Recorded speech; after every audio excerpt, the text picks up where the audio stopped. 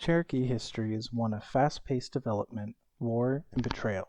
From the earliest archaeological evidence to direct descendant testimonies, their story is well documented but poorly taught. This video will aim to teach you something new and educate those who wish to learn more about this amazing tribe. The prehistoric timeline for the Cherokee is debated. However, we can look at historical records to get a general frame of reference for its beginnings. The name Cherokee is actually foreign in origin, possibly coming from DeSoto in 1557, Cherokee, or from the French Cherokee in 1699, before becoming Cherokee in English in 1708. The original word heard by DeSoto and other explorers may have been from the Choctaw word Choluk. The Cherokee themselves are called the Aniyunviya, meaning principal people, and the name Cherokee can be translated as Tsalagi in their syllabary. The formative period for the Cherokee is associated with a portion of the Pisgah phase from AD 1000 to 1500 and the Qualla phase, AD 1500. During the Pisgah phase, houses were constructed with vertical posts, depressed floors, and thatched roofs. Villages typically contained other non-residential structures, such as sweat lodges and storage buildings. All structures were organized around a central plaza with a council house enclosed in a palisade, which is a defensive wall made of posts. Burial practices typically placed individuals below or adjacent to houses, seen in many sites in the southeast. This period saw much of the development of what the tribe would later become when DeSoto arrived. The Qualla phase can be considered the definitive period for Cherokee development, taking place between 1500 and 1700. Early architecture of this period saw large circular houses and rectangular structures on top of raised platforms of dirt. These larger structures were more communal or political rather than domestic, which were smaller rectangular structures on ground level. The Qualla can be identified with the historic Cherokee due to material culture, structural design, and burial practices. The oldest reference to an origin to the Cherokee ancestors comes from the Delaware tribe, which accounts a tribe called the Allegui or Taligui who resided around the Great Lakes area. The tradition from the Delaware states that there was a powerful tribe who built earthworks and lived in modern Ohio. The story goes that the Delaware went to get help from the Iroquois and Wyandot to remove the Allegui. A war was fought until the Allegui were defeated and moved downriver. The tradition is said to go back 25 chief successions before being told in 1819. The name Allegui actually means people of cave country, the same as the Choctaw name for the Cherokee. A Cherokee migration story from 1750 also corroborates the Delaware tradition, saying that after a battle, the Cherokee built the Grave Creek Mound in Ohio before moving through Tennessee into Virginia, making settlements in New River and the Upper Holston River. These settlements were the middle towns of the Cherokee. In 1826, Chief Charles Hicks recites an oral tradition he'd learned, which is that the Cherokee originally lived between the Clinch, Holston, and Cumberland rivers after a first migration before moving south, where many of the historic towns were. Some Cherokee would have lived outside of the bounds of their territory, but after encountering Juan Pardo and DeSoto, they returned to Cherokee country. We get more solid evidence from DeSoto as he meets the already well-established tribe in 1540 in Georgia and South Carolina. DeSoto unfortunately didn't mention much about the people in Cherokee country, besides subsistence consisting of roots and wild game rather than corn, much like other tribes in the region. After DeSoto had a violent run-in with other tribes, the Cherokee began to leave some of their villages to prevent them from suffering the same fate. DeSoto had visited many empty towns before arriving in Wakuli, where he was met with plenty of food, helpers, and directions to continue his trip. The account of the Cherokee ends after he leaves, but he shortly returns and visits the Nacoochee Mound in Clarksville, Georgia. After traveling down the Chattahoochee, he noted an area of disputed territory between Cherokee and Creeks. DeSoto then caught wind of copper forging activities, as well as what he described as a pale metal, probably pyrite, which led him to return to Georgia. DeSoto sent soldiers to investigate the town of Chisca, whereupon their return, they reported the path was too strenuous for horses, but had brought back buffalo hide. This is the first buffalo hide acquired by Europeans. These soldiers also reported that there were copper mines owned by the Cherokee around Chisca, but DeSoto turned back. No one else tried to enter Cherokee territory for 26 years until Captain Juan Pardo retraced DeSoto's steps. He made it to Chisca, but found it to be heavily fortified with a wall, moat, and 3,000 warriors. After this, we get a gap of about 100 years before the next expedition entered Cherokee land, when in 1654 the English arrived. Smallpox played a crucial role in the development of Cherokee culture and the changing of ceremonial practices. Here we will briefly discuss the various smallpox outbreaks recorded and theorized throughout Cherokee country. It is theorized that smallpox struck the mainland before the Spanish did, as an outbreak in the Spanish Caribbean colonies occurred in 1518 and 1519. The most likely spreader for the documented cases of smallpox was the English slave trade beginning in 1660. Europeans don't explicitly discuss the effects on native populations. Major trade between Virginia became ever increasing in the 1690s. This trade would have been the main facilitator for the disease. In 1698, smallpox broke out in the Catawba Territory, a neighbor of the Cherokee. In Cherokee oral tradition, Charles Hicks references an outbreak which occurred before the Yamasee War in 1715. Tribes throughout North America had many methods for treating infectious diseases, including the Cherokee.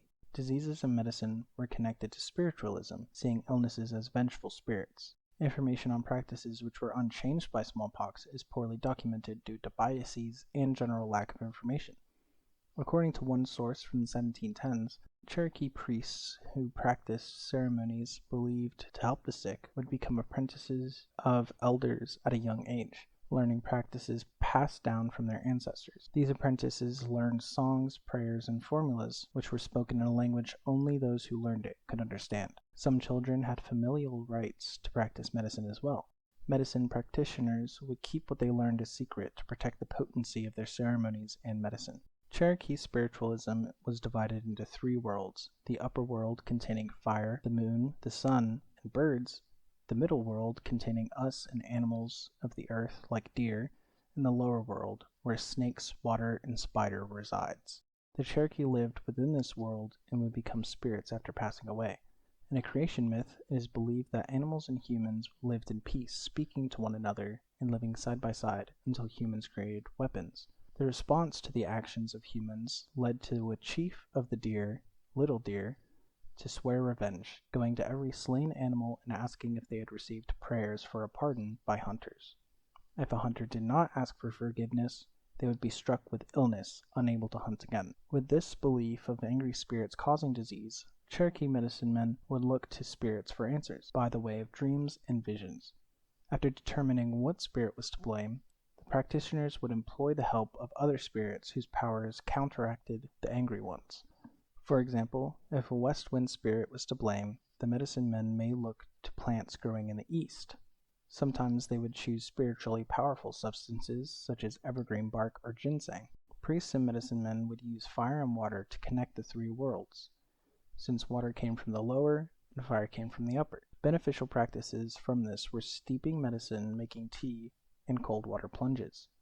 With fire, Cherokee hunters would wave their moccasins and pants over fire to protect them from snakes, as well as in sweat lodges used for medicinal purposes. Medicine men also had those being treated isolated from their kin, especially those with leaking bodily fluids such as open wounds.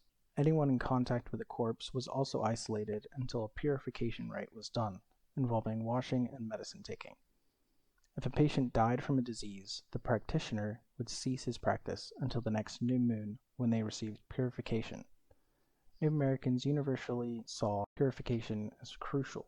This includes hygiene and was always seen as a community practice. Cherokee life revolved around 5 major ceremonies: the first new moon in March, the green corn ceremony in late June, early July, which was held again in late August, early September, the great new moon, marking the period of world creation, considered to be the Cherokee New Year, and the Atohana, a purification of body and world. The Atohana is especially related to health and medicine, during which the community would regularly consume medicine. This medicine could contain an array of ingredients such as hemlock, mistletoe, briar, heartleaf, or ginseng, all of which is beneficial to health. People in the community during this ceremony would go through bathing purification as well as washing in the river before discarding old clothes and putting on new ones. These beliefs and practices led to the Cherokee being very clean and healthy. Unfortunately, smallpox was something the Cherokee had never seen before. One report in 1739 from General James Oglethorpe said that a group of unlicensed traders had poisoned the Cherokee, remarking that this poison reported by the Cherokee was most likely smallpox. The Cherokee blamed Carolina for the outbreaks and wanted retribution, but remained allies to the British. Rather than a spirit, the Cherokee called smallpox Kostuku Askini, which is a devil believed to travel large paths used by traders and only sleeps at midnight. When someone was afflicted, the victims would be isolated outside of the villages entirely, creating an early form of quarantine. It is believed that the sick within the village would dilute the potency of medicine. The Cherokee used their purification and medicine drinking to prevent the disease, but some were nervous that their methods might not be enough. In response, they created two new ceremonies, the physic dance and the aptly named smallpox ceremony. The smallpox ceremony was the most engaged in directly fighting the disease. It consisted of roots and herbs made into a communal tea for everyone to consume regularly. The ceremony also used basswood when making fires, believed to be powerful since it was lightning resistant. During the ceremony, the community would take unused or new paths when they needed to leave the village and only left at midnight. The ceremony would last 7 days, including the village staying awake for the first night in preparation and fasting. The community would also regularly bathe themselves and consume medicine. This ceremony was probably created between 1739 and 1752 in response to frequent outbreaks. Throughout the 18th century, historical documents tell of Cherokee avoiding areas that may contain smallpox, even leading to the rejection of visiting Charlestown in 1749 at the request of the Crown. War was also a common carrier for disease, as many English troops would easily spread it on their path. In 1763, Colonel Henry Bouquet knew of a smallpox outbreak in an English outpost at Fort Pitt and received permission from Lord Geoffrey Amherst to bring the Cherokee blankets from the outpost to infect them. Captain William Trent, who participated, recorded, "Out of our regard for them, we gave them 2 blankets and a handkerchief out of the smallpox hospital." How often this tactic was used is debated, though there is evidence that it happened at least occasionally. By the mid-18th century, many Cherokee had developed an immunity to the disease, but remained wary. The next outbreak occurred in 1755, spreading from the French settlements and missions, decimating the northeast coast. This led to the refusal of the Cherokee from helping in fighting the French temporarily. In response, England and France blamed each other for the outbreaks, with the French telling the Cherokee that the English spread it on purpose through biological warfare. The Cherokee were wary of both countries, leading them to not believe such rumors. After the 7 Years' War, the Cherokee found themselves in another epidemic, leading the Cherokee retreating before the war's end. This led to rising tensions between the colonies and the Cherokee. The colonial period is filled with treaties and bloodshed throughout the colonies and the Cherokee Nation. In 1684, a treaty had been signed between Virginia and the Cherokee, promising support. However, this treaty was lost. In 1693, a similar treaty gave the Cherokee protection by the English in South Carolina, but the agreement was broken in 1705. A war which broke out between the English and the Tuscarora in 1711 saw the Cherokee reinforce South Carolina, assisting the English. With this assistance, the English displaced the Yamasee and other rebellions, causing many to flee into Florida. After several battles between the settlers and the Cherokee, several chiefs went to Charleston to establish peace, after which Colonel Moore set up a base at the head of the Savannah River in 1715 among the lower Cherokee. Another war had also taken place between the Creek and the Cherokee for North Georgia, until ending with a mediator in 1718. Both tribes made peace with the English, but had skirmishes until the Battle of Taliwa in 1755. The lower Cherokee had refused to help in the Yamasee War, but promised assistance in other battles when needed. The upper Cherokee, who were defiant to the British and at war with the Creeks, were visited by Colonel George Chicken, who used trade systems to establish peace and gain Cherokee trust. In 1721, a treaty was signed to regulate trade and create a boundary between the Cherokee and the settlers. At this time, a chief named Rosatesatau was made supreme head of the Cherokee by the English government, as they attempted to extend influence over the tribal nations before the French. In 1730, a mission was set to bring the Cherokee into British interest. During this, a treaty was signed giving Cherokee sole trading rights with the English and protections against settlers. In 1740, a trading path was established through Cherokee territory, reaching from Augusta to the headwaters of the Savannah River. This strengthened relationships between the Cherokee and the English.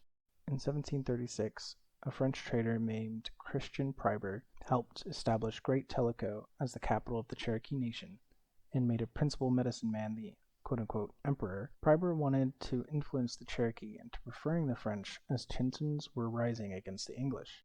This action was eventually discovered by the English, and he was imprisoned before dying in Frederica, Georgia. Priber had also created a Cherokee dictionary and planned to publish it. However, it was destroyed by the English military during his imprisonment. 1756 saw the construction of Fort Loudon. This construction was well received as hunters could repair their weapons and women received a market for agricultural goods. This also allowed for Cherokee protection by the English and the Cherokee assisting in the 7 Years' War. In 1757, a war between the Cherokee and the Chickasaw began until the Chickasaw won in 1768.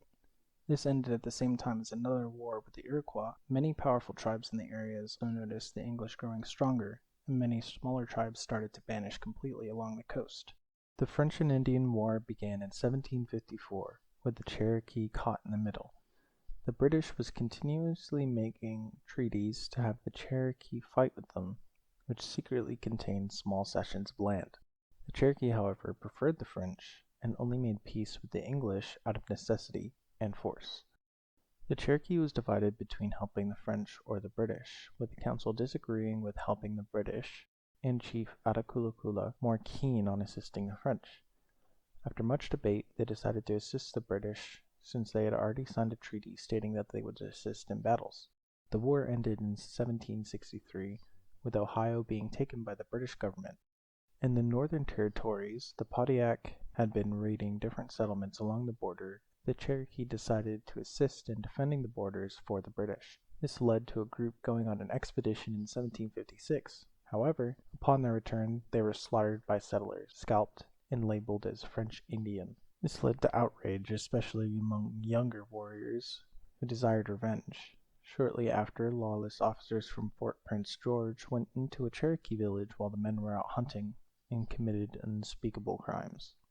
This was the last straw. Just before war began, Governor Littleton stopped the rebellion. 1 year later, he ordered the execution of any Indians who fought back against the English. Another English commander at this time demanded the death of 24 chiefs who he had suspected of being unfriendly. Several Cherokee delegations visited Charleston looking for negotiations for peace. However, the governor ignored the negotiations and declared war in 1759.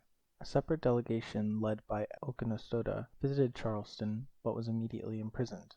Longtime friend of the English, Atakulakula, came to negotiate for their freedom and to end the war, during which another outbreak of smallpox occurred.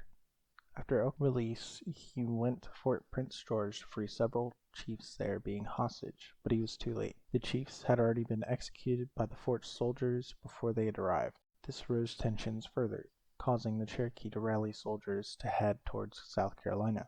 Upon seeing this, Colonel Montgomery pushed back and burnt down all the lower towns of the Cherokee. He then headed to Ehle, where he lost a battle in 1760. In August of the same year, Fort Loudon was surrendered to the Cherokee by Captain Demare. Atakulakula eventually was able to establish peace. However, the English were determined to stamp out any resistance, leading to the destruction of some of the Cherokee middle towns. After this development, the English finally agreed for peace in 1761 and held a meeting in Augusta, Georgia, in 1763 to discuss the terms. The time period between this peace and the Revolutionary War saw several land cessions, including one in 1775, which saw a majority of Kentucky removed from Cherokee claim. In 1768, the English established a boundary between Indian Territory and settlers. However, the boundary eroded when settlers became dissatisfied and demanded more land in 1772 to 1775. While called treaties, the Cherokee had little say due to military force.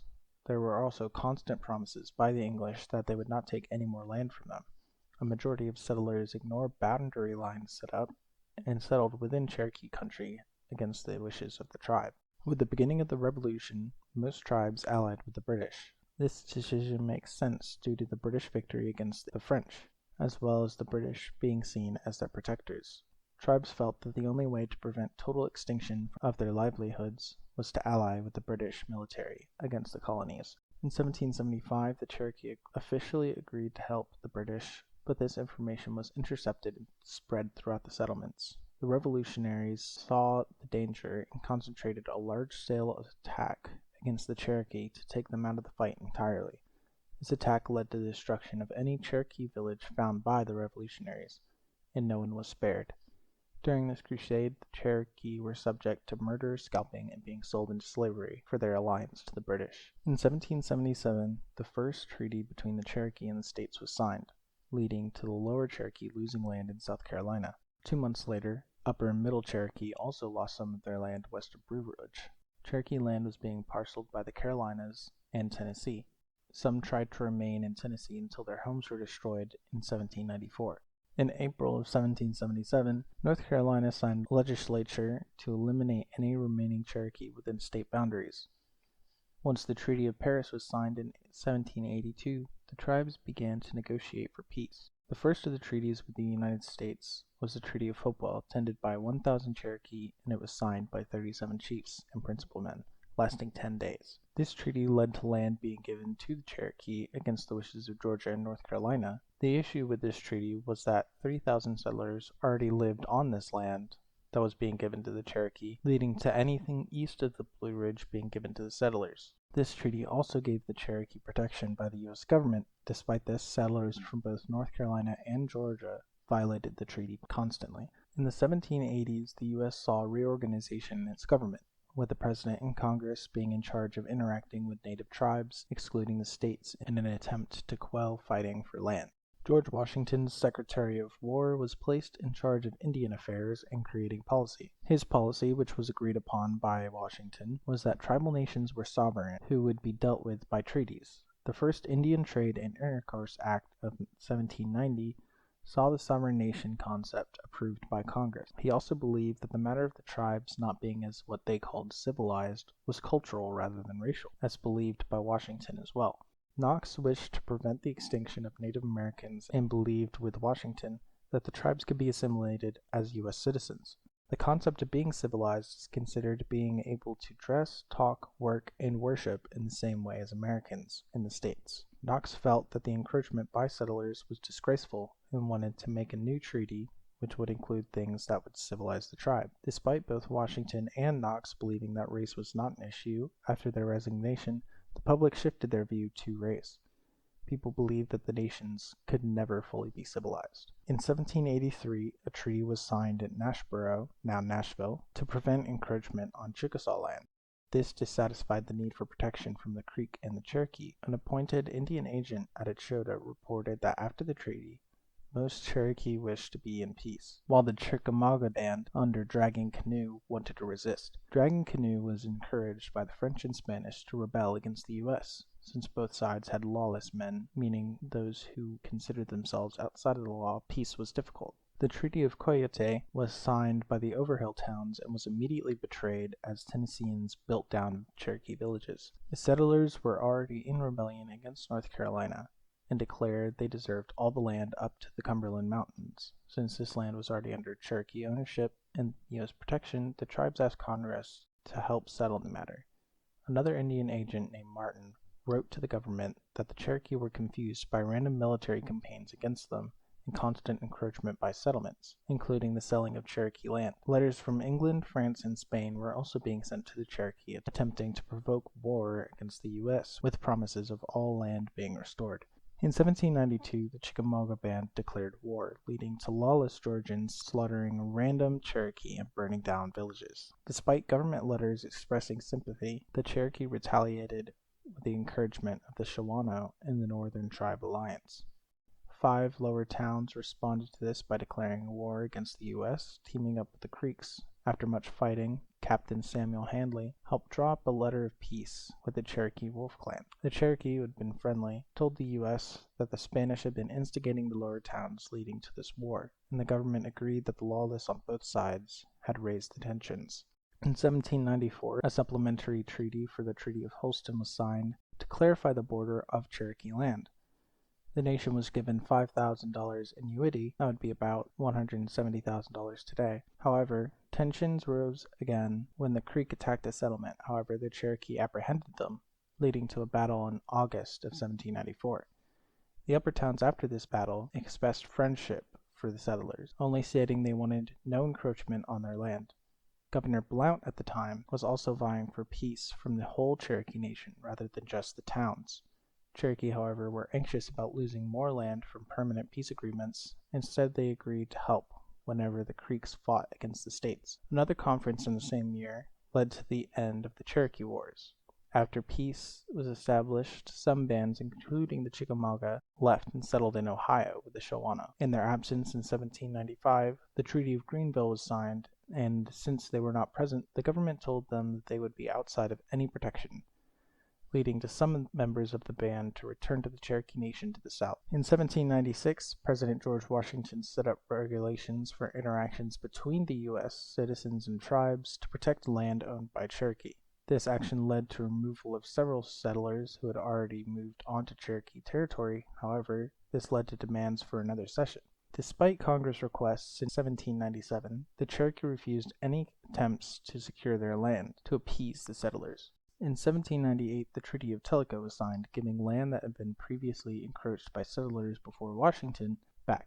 In recognition of the Cherokee agreeing, the government gave $5,000 in goods and raised their annuity by $1,000, as well as guaranteeing no more land secessions. The government says this a lot, so be prepared to hear this later. In 1800, the Cherokee territory was 43,000 square miles, and they decided to commit to peace fully. The capital of the Cherokee was then moved to Ustonali in 1791. The Cherokee were given farming tools, which was further expanded on in 1801. As peace continued, relationships between the Cherokee and settlers grew, leading to intermarriages. This development led to the allowance for mixed children to be sent off for education, as well as the construction of schools. The middle towns, however, were cut off from this interaction and became a stronghold for Cherokee conservatism. As the progressive Cherokee searched for teachers, missionaries began to arrive in the early 1800s. In 1804 and 1805, more treaties were signed, leading to the cession of 800 square miles, despite the government's promises. The U.S. government gave the Cherokee $20,600 in return, as well as an additional $3,000 annuity. These treaties actually contained secret articles to guarantee land to some of the U.S. officials.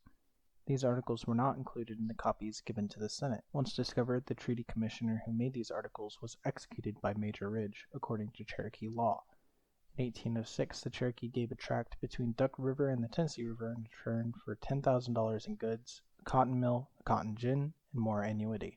However, a misunderstanding led to more land being ceded than was intentioned. As a bribe to let the mistake go, the commissioner gave $1,000 and rifles to whoever signed the document. To help continue the development of the Cherokee Society, the council abolished the practice of clan revenge, which was universally held in all tribes. In 1813, a public road was constructed in agreement with the U.S. government through Cherokee territory to coastal settlements. This road went from Tugaloo, or the Savannah River, to the capital of Jahoda. The road was called Unicoi Turnpike, also called Wachessa, after a prominent Cherokee figure who lived nearby. There is still a road near Helen, Georgia, which shares the same name, Unicoi. The Creek War broke out in 1812 as the British began approaching tribal lands. During this, some conservative Cherokee wanted to return to their ancestral ways and reject European practices introduced by the settlers. A prophet arrived at this time in Ustonali, declaring that they had betrayed their ancestors. The speech from the prophet resonated with some of the Cherokee, with Major Ridge being one of the only people to protest, almost leading to his death. The prophet convinced people to leave into the middle towns and wait for the opportunity, which never came. Soon after, a letter from the lower Creeks arrived asking the Cherokee to help the U.S. in the war, which was at first declined by the council until Major Ridge took several volunteers to help, leading to the council to reverse the decision. The rebellious Creeks at Ehle sent a letter for peace in 1813, which was granted by Andrew Jackson while he was in the military. However, a separate military unit surrounded the town and attacked without Jackson's knowledge. This led to the Creek believing that peace was impossible, and the war continued. After the war, 2 treaties were signed in 1816, giving land in Alabama to the Cherokee, in exchange for land to South Carolina, along with $5,000. The Cherokee agreed and acquired new land west in Alabama. The U.S. was also given unrestricted road usage during the war, but had to pay $25,000 for damages done by passing soldiers. After failing to acquire land in Tennessee, the U.S. requested some of the land given to the Cherokee in Alabama for $60,000 in 10 annual payments, which was agreed upon. The main purpose of treaties from the U.S. government was to ensure no tribes would be able to return to land that was ceded. This included Virginia land, where an Indian crossing was a death sentence, even to the friendliest tribes. After the French and Indian War, many tribes would leave to Spanish territory where it was safer for them. The first Cherokee group to move west was led by Inuit-Uskaseti in 1721, who foresaw the never-ending loss of Cherokee land. This group is thought to have settled near the Rocky Mountains. More Cherokee bands also moved westwards towards Arkansas, which will be discussed later. According to a missionary account, the first full migration occurred in 1794 after massacres from the Chickamauga and settlers. Unfortunately, the many bands who moved to Spanish territory to escape the Americans ended up back under American rule later in 1803, when the U.S. bought the western frontier. During this time, President Jefferson made a suggestion to Congress for the removal of tribes to the Western Territory. Removal was set in motion in 1808 when the Secretary of War told an Indian agent to convince the Cherokee to give all their land in exchange for a tract in the West. The agent and many of the Cherokee who were adapting to the American lifestyle proposed the government to let them stay but allow the conservative groups who wished to practice their ancestral ways to move out west.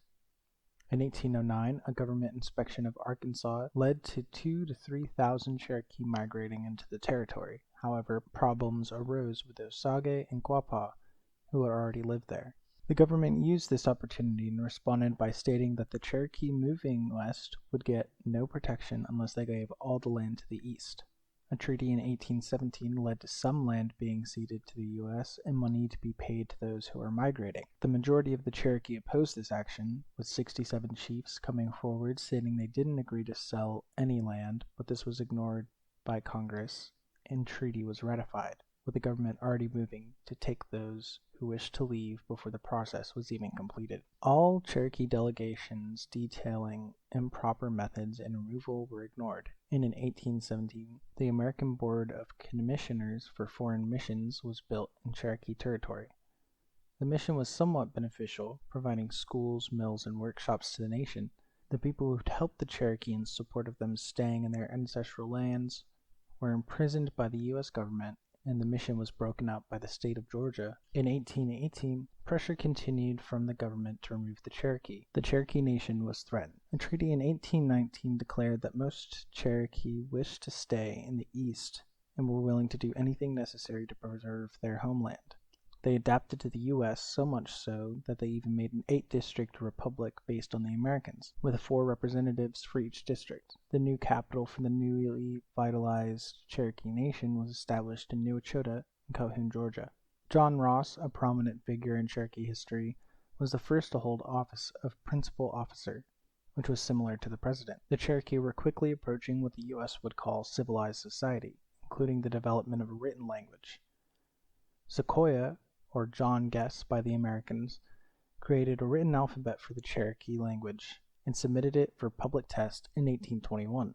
Within a few months, thousands of Cherokee became literate, eventually leading to the entire nation within the same year. Sequoyah went on to visit the western bands to teach them the Syllabary as well, later on setting up a permanent residence in Arkansas. The alphabet had tremendous effect on the Cherokee, with everyone being able to read and write. Despite missionaries opposing the alphabet since it was a product of Indian culture, they realized it would be able to help in both religious conversion and a translation of the New Testament made in 1825. The New Testament is still used to learn Cherokee today. In 1827, the Cherokee Council set up a newspaper in English and Cherokee languages, called the Cherokee Phoenix. The first print of Cherokee language, however, was printed in the Missionary Herald in the first 5 lines of Genesis. A constitution was also written in 1827 after the election of Charles R. Hicks as a principal chief and John Ross as assistant chief. The Cherokee believed that the U.S. may finally see them as equals, as they had been, quote-unquote, civilized by U.S. standards. The conservative Cherokee saw this development as extremely dangerous, and in 1828, Chief Bull led a rebellion in Ehle, Georgia. The group leading the rebellion was known as the Red Sticks, but it was short-lived as the Cherokee had already progressed too far to stop. In 1828, John Ross succeeded Hicks as principal chief, which he held until his death in 1866. During all this development, the federal government and state of Georgia agreed to remove all Indians from the East. When an agent visited the nation, they thought that rather than the Cherokee being allowed to have their own nation, they had become so civilized that they should be given U.S. citizenship and land allotted to them. The decision was supported by President James Monroe, but was rejected by the states, as they had stated, no Indian should be allowed within eyesight of a white man on any pretext. The Cherokee thus continued to refuse land cession discussions from the U.S. Despite protests from the nation, the government said that they should prepare for removal. In protest, the Cherokee brought up the 1802 agreement and declared that they were not foreigners. However, a letter from Governor Troup stated that there will be war if they continue to resist. The federal government was also criticized for helping the Cherokee become civilized, to which they defended themselves. President Monroe declared that the federal government had no obligations to remove the Cherokee, which frustrated the states. Georgia became more frustrated when the Cherokee established a constitution. The removal of the Cherokee was fully marked when, in 1815, a Cherokee child found gold while playing in the Chattahoochee River. The gold was sold to a white man who then spread the word to the colonists that there was gold in Cherokee country. In 1828, more gold was found near modern-day Dahlonega, Georgia, which was originally Cherokee land. In the same year, Andrew Jackson was elected president, and a month later he moved to annex all Cherokee territory and declared Cherokee law as null and void. He also declared that no Indian was to be seen by whites under the threat of death. This act took effect in June of 1830, when Georgia began selling Cherokee land in gold lots and land lots. The Cherokee were denied deeds or any form of ownership of their land. Laws were then put in place to forbid anyone of Indian blood from testifying against whites, with many smaller laws making contracts with the Cherokee canceled. Whites living in Cherokee country were threatened with 4 years in prison unless they took an oath of allegiance to the state of Georgia. This was meant to remove missionaries, teachers, and those sympathetic to the Cherokee nation. The nation was also forbidden from holding any form of council, assemble, or dig for gold on their own land. These laws gave lawless men the opportunity to raid Cherokee lands, burning down any house, destroying fields, killing cattle, and murdering anyone they found. These bandits got away with their actions completely from the U.S. government. Hundreds of groups of bandits came down into Cherokee country. The state also took over Cherokee criminal trials, sentencing people to death without hearing any defense. The federal government tried to interfere in vain and were met with Jackson simply stating that they would not protect the Cherokee. The president then ordered all annuity to not be paid to the treasurer, but to the government and stated agents, and changed the payments to per capita. This led to payments being made out to 45 cents per national citizen, or $15 in today's money. In 1831, John Ross attempted to bring a lawsuit against the state of Georgia to the Supreme Court, but was dismissed immediately. Cherokee Nation considered moving to the mouth of the Columbia River in British territory, but were discouraged by the U.S. Secretary of War. In 1834, the Cherokee Nation declared that they would never leave their lands. However, simultaneously, a secret treaty was being signed by 15 to 20 Cherokee members and an Indian agent. This was behind the back of John Ross, who brought upon Congress 13,000 signatures to prevent ratification, but failed. In May of 1834, John Ross again tried to convince the government to allow them to stay in their lands. In August of the same year, the Cherokee Nation held council at Red Clay on the border of then Georgia but now in Tennessee. Immediately after the council, an advocate for removal, John Walker Jr., was assassinated. This shows the rising tensions and the internal turmoil against the tribe. After being exhausted from fighting, Major John Ridge was prepared to negotiate while John Ross was still protesting to protect his home. Ridge drew up a treaty giving up all their land for $3.5 million. The treaty was signed on March 14, 1835 for $4.5 million, but requiring the signature of the full Cherokee Council. In October of that year, the Ridge Treaty was presented at Red Clay and was rejected. Another treaty was suggested, and Ross was meant to present it in Washington. However, he was arrested at his home in Georgia, having all his papers and proceedings of the council confiscated. This news was broadcast to the entire Cherokee Nation. Ross was held without charges until his sudden release later. During this, the Cherokee Phoenix was suppressed and its office seized by Georgia. Despite the lack of attendance and principal leaders missing, a December council was held. This was signed on December 29, 1835. In an attempt to have some people stay in their ancestral home, a suggestion was made that a small number stay behind and become citizens. However, this was struck down by Jackson. In 1833, the government promised a permanent tract for the Cherokee. A treaty was made from 20 Cherokee, including Major Ridge, without the presence of John Ross, and ratified in 1836, giving the land to the U.S. Councils were held all over the nation but went unrecognized, as John Ross was not seen as a member of leadership in the Cherokee government by Jackson, despite being the chief. Jackson appointed Major W. M. Davis to remove the Cherokee, but once Davis read the treaty, he protested.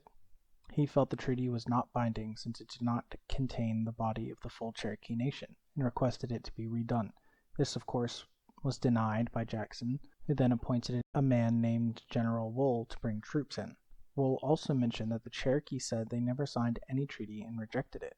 General Dunlap from Tennessee also was surprised when he learned of the situation and believed the actions of Major Ridge did not represent the wishes of the entire nation, and that John Ross was the Cherokee nation itself.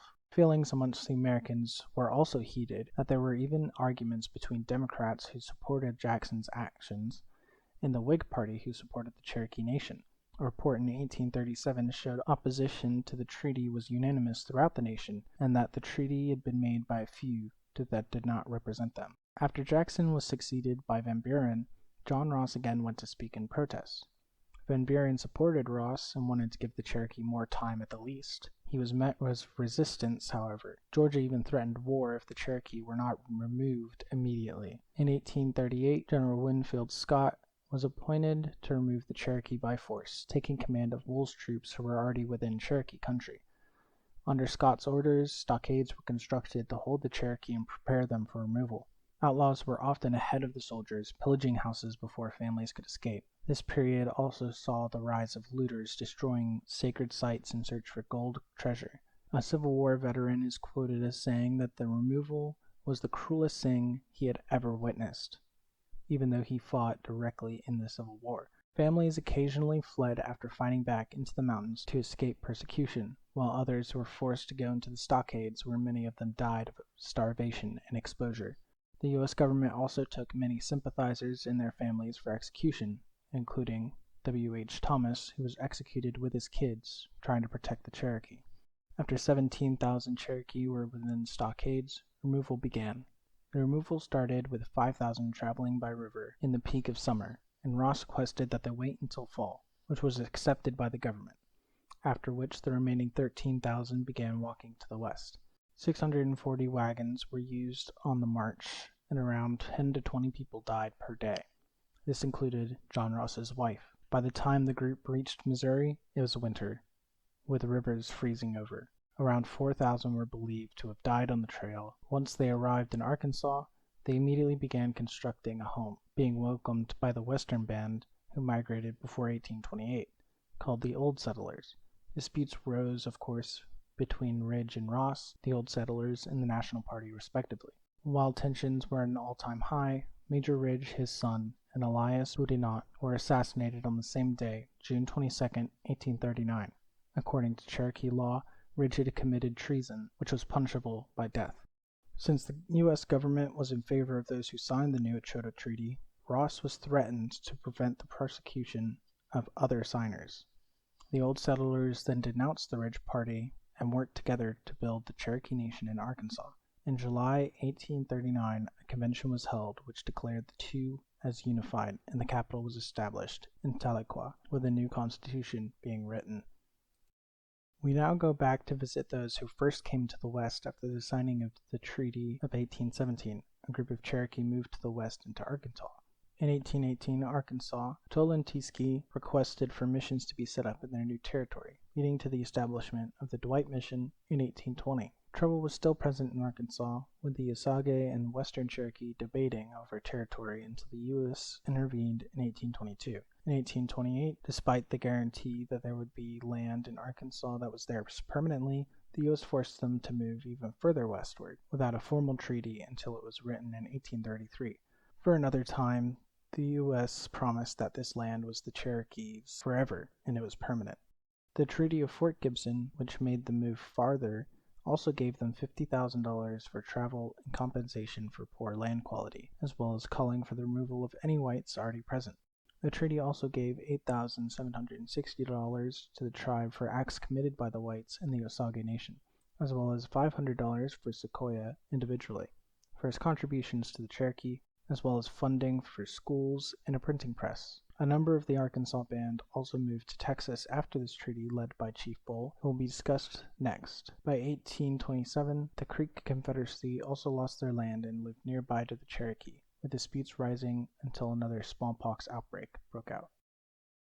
Under Chief Bull, a group of Cherokee traveled south to Texas in 1817 and met up with other members of the tribe from the Arkansas band who had left in 1828. This group allied themselves with other tribes, creating the Cherokee and their associated bands, composed of the Shawano, the Delaware, Biloxi, Quapaw, Kickapoo, and other sub-tribes of the Caddo and the Creek.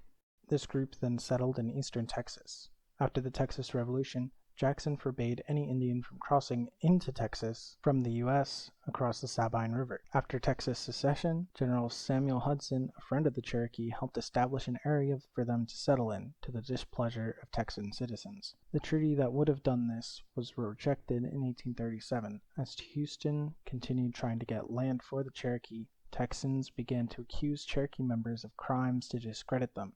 In 1838, Houston was succeeded by Mirabeau B. Lamar, who immediately declared that he would remove all Indians from Texas. Dissatisfied with the Texan government, some former Mexican citizens attempted to contact the Cherokee to set up a rebellion, which was caught by Texas and used as an excuse to remove the tribes.